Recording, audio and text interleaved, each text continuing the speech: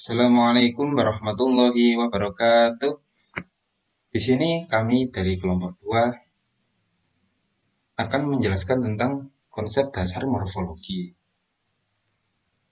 Adapun anggota kelompok kami, yang pertama yaitu saya sendiri, Muhammad Akbar Hidayatullah, dengan NIM 21013110152, dan juga Adinda Faratina Dewi dengan NIM 2101311015155. Adapun materi yang akan kita bahas, yang pertama yaitu ruang lingkup morfologi, yang kedua proses morfologi, yang ketiga deretan morfologi, dan yang keempat morfofonemi. Sebelum kita masuk ke pembahasan tentang ruang lingkup morfologi, mari kita pelajari dulu apa sih morfologi itu. Morfologi secara etimologi berasal dari kata morf dan logi. Morf itu adalah bentuk, sedangkan kata logi ialah ilmu. Jadi apabila digabungkan akan menjadi bentuk ilmu. Gampangannya,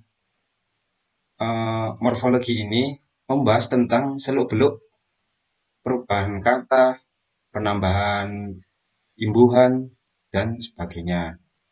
Untuk lebih lanjutnya, mari kita bahas tentang tes morfologi. Selanjutnya yaitu ruang lingkup morfologi. Ruang lingkup morfologi ada 3 macam. Yang pertama yaitu morfem. Morfem merupakan satuan gramatikal terkecil yang mempunyai makna. Tidak bisa dibagi di dalam bentuk bahasa yang lebih kecil lagi. Adapun morfem, ada pembagiannya juga. Yang pertama yaitu morfem bebas. Morfem bebas ialah morfem yang bisa berdiri sendiri tanpa membutuhkan imbuhan yang lain. Contohnya baju, bunga, makan, dan lain sebagainya. Dan yang kedua yaitu morfem terikat. Morfem terikat ini adalah morfem yang tidak bisa berdiri sendiri. Dengan kata lain, morfem ini membutuhkan morfem bebas sehingga menimbulkan kata yang baik.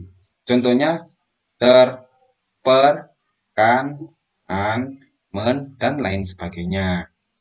Selanjutnya yaitu morf. Morf merupakan anggota morfem yang belum diketahui distribusinya. Atau morf merupakan wujud konkret atau wujud fonemis dari morfem. Contohnya adalah me, meng, mem, meng, men, dan menge.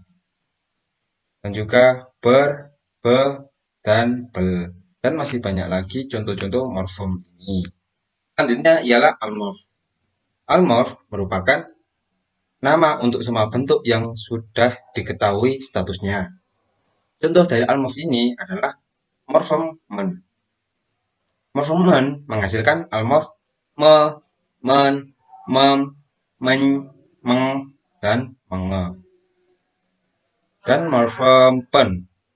Morfem pen menghasilkan almorf pe, pen, pem, pen, peng, dan penge. Halnya morfem ter. Morfem ter akan menghasilkan almorf te, tel, ter. Morfem ber menghasilkan almorf be, bel, dan ber. Selanjutnya yaitu proses morfologi. Proses morfologi ada 4 macam. Yang pertama yaitu afiksiasi, reduplikasi, komposisi, dan abreviasi. Selanjutnya yaitu afiksiasi atau imbuhan.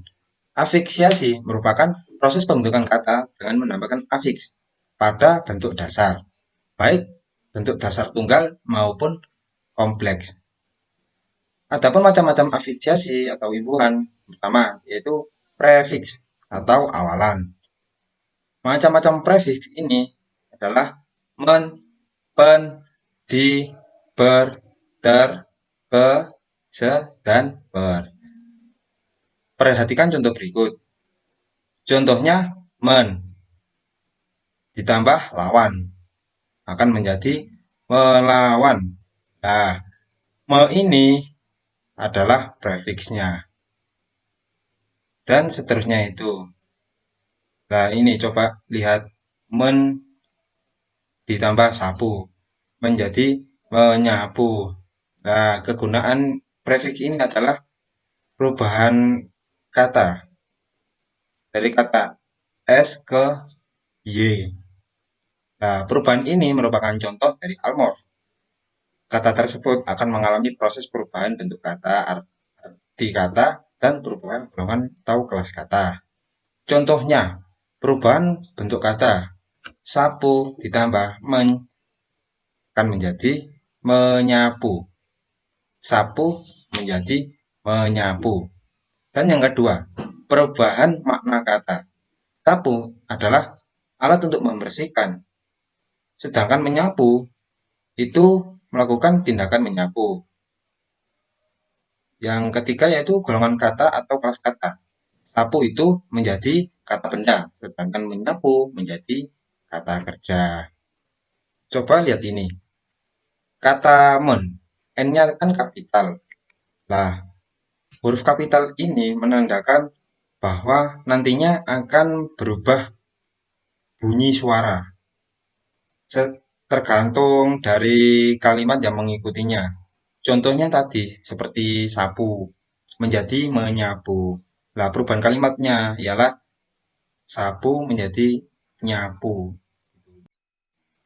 Yang kedua yaitu sufiks atau akhiran.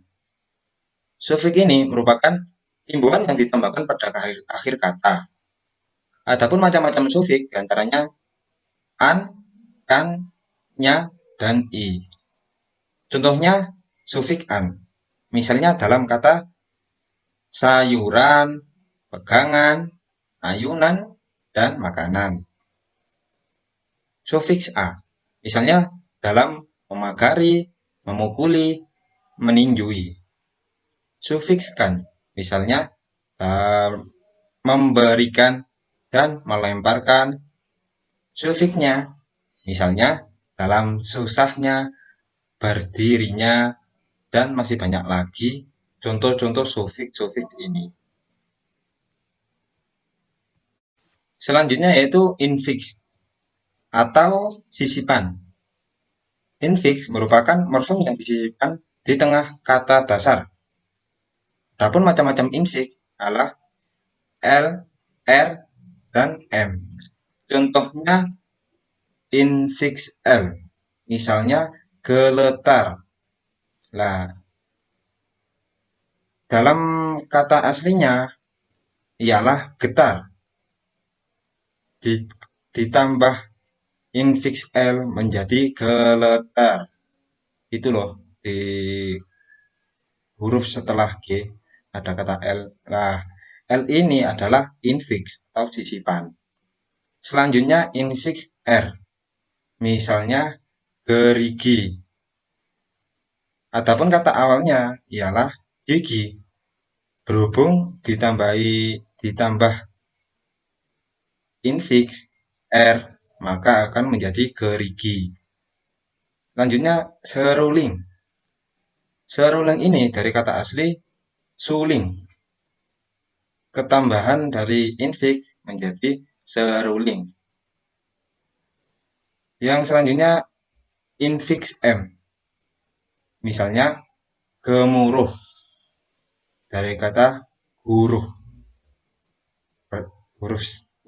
Huruf setelah G ketambahan M.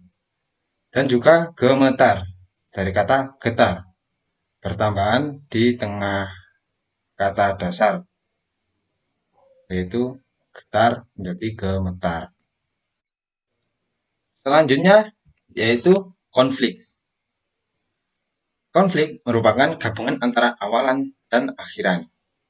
Konflik adalah dua afiks yang merupakan satu kesatuan dan melekat bersamaan. Contohnya ialah keadilan ini. keadilan, bertambahan kata ke dan an. Ke ini masuk ke prefix, sedangkan an masuk ke sufiks. Jadi kata dasarnya adalah adil. Apabila ketambahan awalan dan akhiran, maka kata ini menjadi konflik. Kata keadilan ini loh, menjadi konflik. Bukan menjadi prefix, bukan menjadi sufiks lagi, akan tetapi menjadi konflik. Karena ada gabungan antara awalan dan akhiran. Yang kedua dari proses morfologi ialah reduplikasi atau kata ulang. Reduplikasi adalah pengulangan satuan gramatik baik seluruh maupun sebagian, baik variasi fonem maupun tidak. Hasil itu merupakan kata ulang, sedangkan satuan yang diulang merupakan bentuk dasar. Ada 4 macam pengulangan yang meliputi pengulangan seluruh, pengulangan sebagian, pengulangan berkombinasi, dan pengulangan dengan perubahan fonem. Yang pertama, pengulangan seluruh. Contohnya sepeda-sepeda. Jadi kata dasarnya ini adalah sepeda. Jadi apabila pengulangan secara seluruh, maka yang diulang pada ulangan pertama ini harus sama dengan kata dasar yang pertama. Jadi sepeda-sepeda. Yang kedua yaitu pengulangan sebagian. Sebagian ini berarti enggak seluruhnya diulang. Contohnya begini. Pertama-tama.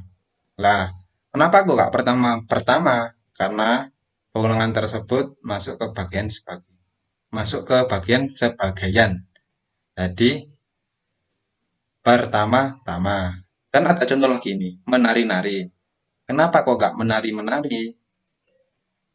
Kalau menurut saya kurang enak kedengarannya. Jadi lebih baik menari-nari. Nanti masuk ke pengulangan sebagian. Yang ketiga yaitu pengulangan yang berkombinasi. Berkombinasi dengan afiks. Contohnya rumah-rumahan dan kereta-keretaan. Lah, afiks ini adalah an, rumah-rumahan. Kenapa kok nggak rumah-rumah? Nah, karena ikut ke dalam pengulangan yang berkombinasi, maka kata an akan mencocokkan kata rumah-rumahan. Dan juga kereta-keretaan ini sama afiksnya dengan dari kata an. Selanjutnya yaitu pengulangan dengan perubahan fonem. Contohnya gerak-gerik, serba-serbi, sayur-mayur. Nah, dengan perubahan huruf ini dari gerak ke gerik antara a dan i dirubah. Serba, serbi, dan sayur-mayur. Yang selanjutnya yaitu pemajemukan atau komposisi. Komposisi adalah penggabungan antara dua kata atau lebih yang menghasilkan kata dan makna baru. Identifikasi komposisi ini sekilas mirip dengan frasa, akan tetapi frasa tidak menghasilkan makna baru.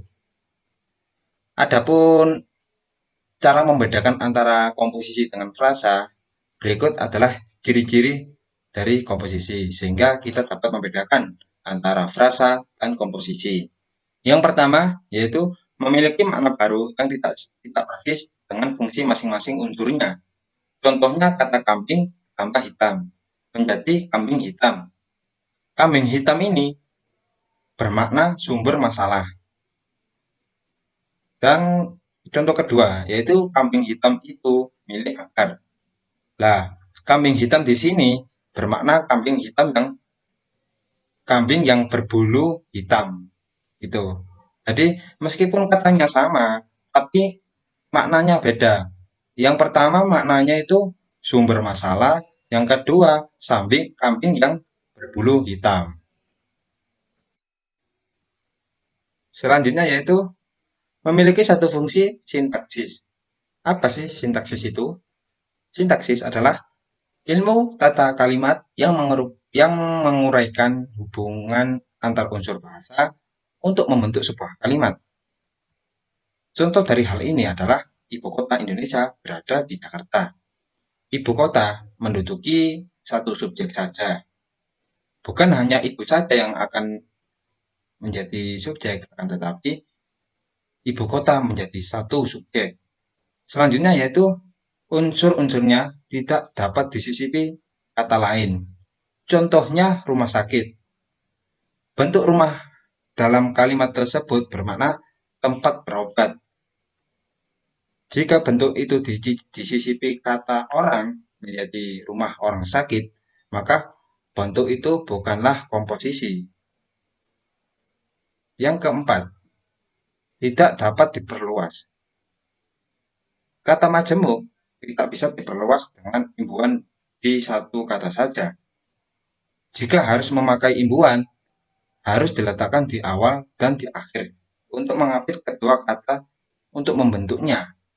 Contohnya begini, tenaga kerja ditambah kean menjadi ketenaga kerjaan.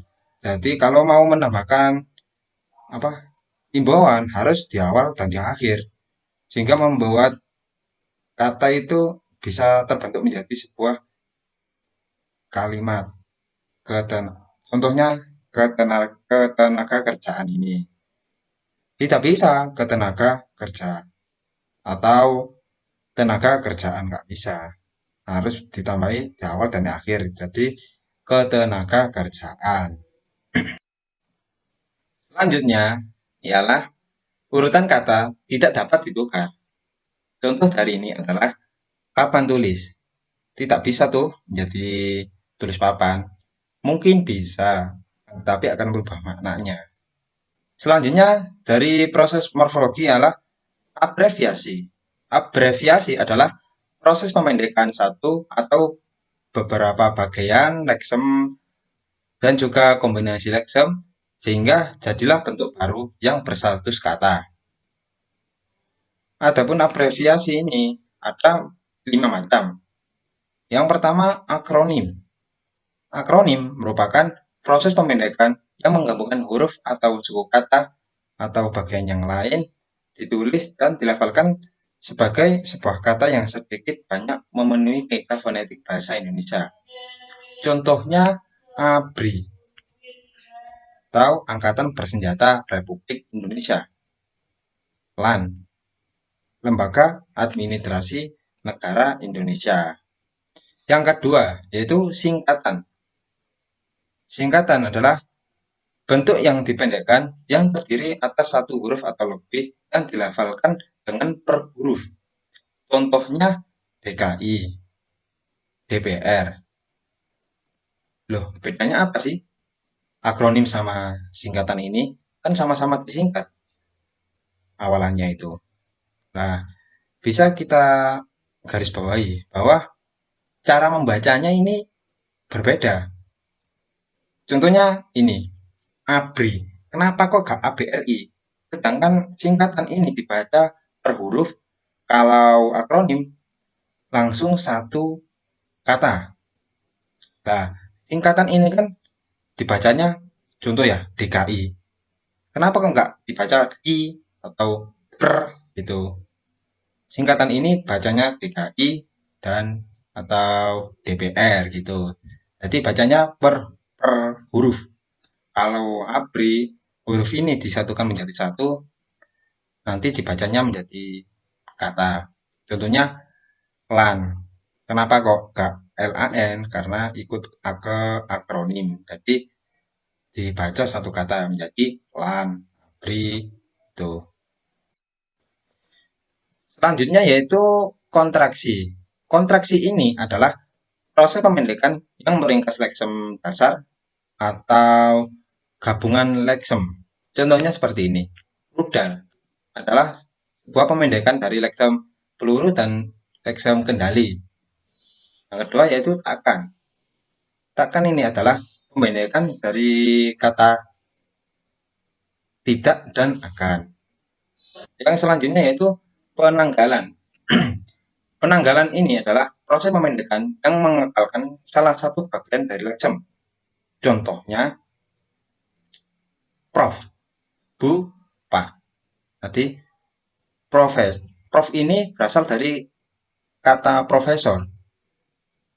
Jadi yang dikekalkan ini huruf-huruf yang pada umumnya lah. Kayak ini, profesor ini yang dikekalkan adalah prof. Sedangkan bu ialah berasal dari leksem ibu. Nah, yang dikekalkan adalah bu. Dan begitu juga dengan pak. Pak ini berasal dari leksem bapak. Nah, bapak ini yang dikekalkan adalah pada huruf pak ini loh. Nah, begitu. Selanjutnya yaitu lambang huruf. Lambang huruf merupakan proses pemendekan yang menghasilkan satu huruf atau lebih yang menggambarkan konsep dasar kuantitas, satuan, dan unsur. Contohnya, sentimeter menjadi cm, kilogram menjadi kg, dan gram menjadi g. Gitu. Sekian presentasi dari saya. Mohon maaf bila ada salah kata. Selanjutnya dilanjutkan oleh teman saya, Mbak Adinda. Baik, terima kasih Mas Akbar. Perkenalkan, nama saya Adinda Faradina Dewi dengan NIM 210103110115. Di sini saya akan menjelaskan tentang deretan morfologi. Deretan morfologi adalah suatu deretan kata atau suatu daftar yang memuat kata-kata yang berhubungan, baik dalam bentuk maupun dalam artinya. Deretan ini sangat berguna dalam menentukan morfem-morfem sekaligus mengidentifikasi bentuk asal suatu morfem. Caranya dengan memperbandingkan kata dengan kata-kata lain dalam deretan morfologi untuk mengetahui apakah kata itu terdiri dari satu morfem atau lebih. Contohnya adalah deret jauh. Ada kejauhan, menjauhkan, dijauhkan, terjauh, berjauhan, menjauhi, dan dijauhi. Berdasarkan perbandingan kata-kata yang tertera dalam deretan morfologi di atas, dapat disimpulkan adanya morfem jauh sebagai unsur yang terdapat pada tiap-tiap anggota deretan morfologi, hingga dapat dipastikan bahwa kata kejauhan terdiri dari morfem jauh dan morfem ke-an. Kata menjauhkan terdiri dari morfem men dan morfem jauh dan morfem kan. Kata dijauhkan terdiri dari morfem di, morfem jauh, dan morfem kan. Kata terjauh terdiri dari morfem ter dan morfem jauh. Kata berjauhan terdiri dari morfem jauh dan morfem ber-an. Kata menjauh terdiri dari morfem men, morfem jauh, dan morfem i.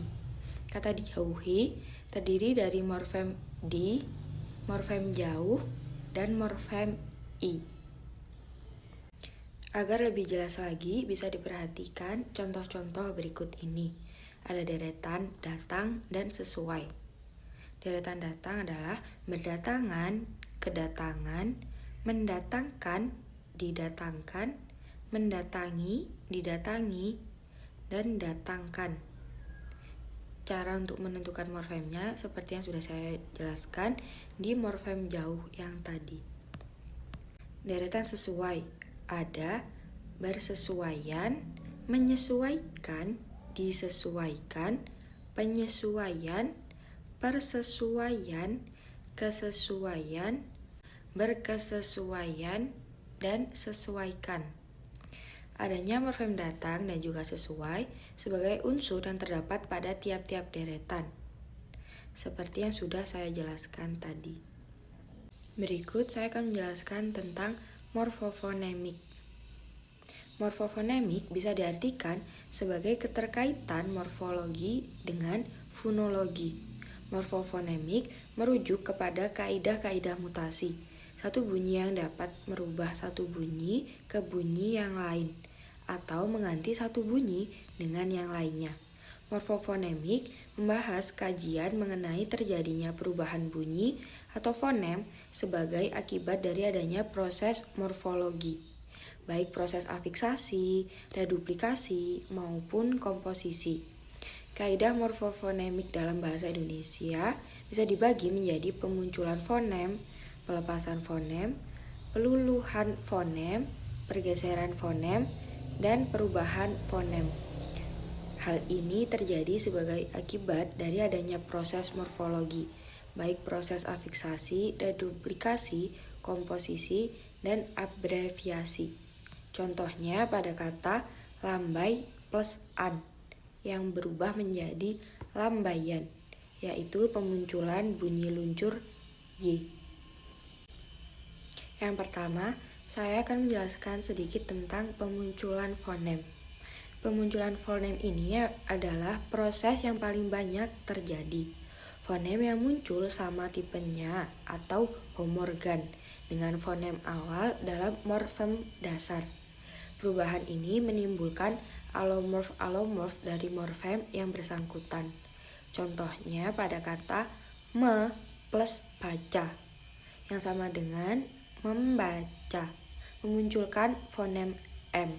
Begitu juga dengan me plus beli yang bisa dijadikan membeli. Yang kedua adalah pelepasan fonem. Terjadi bila morfem dasar atau afiks imbuhan melepas pada saat terjadi penggabungan morfem. Contohnya sejarah plus an menjadi sejarawan. Di sini terjadi pelepasan fonem. Yang ketiga adalah peluluhan fonem. Terjadi bila proses penggabungan morfem dengan afiks membentuk fonem yang baru. Contohnya me plus sikat yang menjadi menyikat. Peluluhan fonem awal K bergabung dengan afiks me. Begitu juga dengan me plus pilih yang menjadi memilih. Peluluhan fonem awal P bergabung dengan afiks me. Afiks itu imbuhan, seperti yang sudah dijelaskan Mas Akbar tadi. Yang keempat adalah perubahan fonem. Terjadi pada proses penggabungan morfem dasar yang berakhir dengan konsonan dengan afiks yang berawal dengan huruf vokal. Contohnya ber plus ajar menjadi belajar. Perubahan dari fonem R menjadi fonem L pada afiks ber. Yang terakhir adalah pergeseran fonem. Terjadi apabila komponen dari morfem dasar dan bagian dari afiks membentuk satu suku kata. Contohnya ja plus wab plus an sama dengan jawaban. Yang kedua adalah ma plus kan plus an yang menjadi makanan.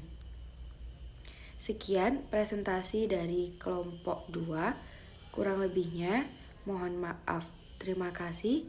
Wassalamualaikum warahmatullahi wabarakatuh.